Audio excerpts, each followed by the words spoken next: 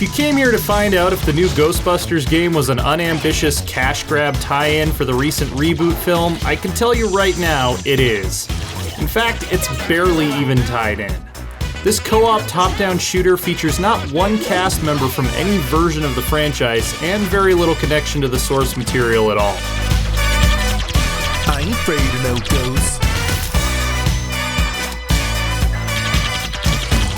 Ghostbusters puts you in charge of a team of 4 nameless B-team busters with no personal motivations, significant relationships, or character development to be found between them. The dialogue and humor are eye-roll worthy, even by Saturday morning cartoon standards. What is it about outsmarting a soulless demon that makes me feel so alive? There's no hint of the subversive, dry wit and self-awareness that made the original Ghostbusters film successful.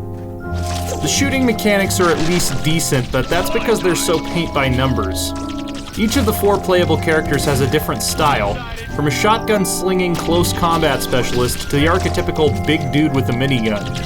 But perhaps you've already seen the problem. When in the Ghostbusters franchise have we ever seen the heroes blasting away at specters with stock shooter weapons?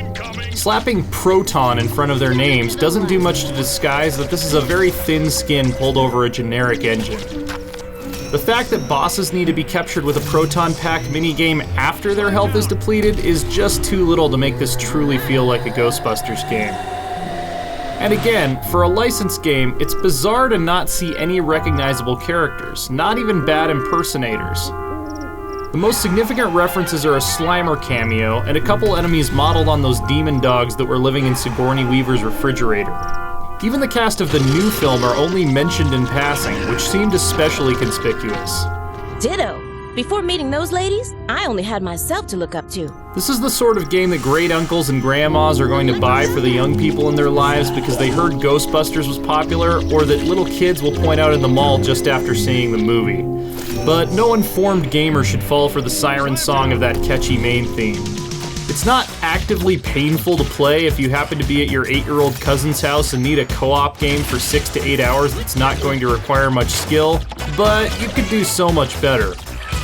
I can't imagine ever wanting to drop a full $50 on it, especially considering there are plenty of games out there that are equally fun to play for kids and adults.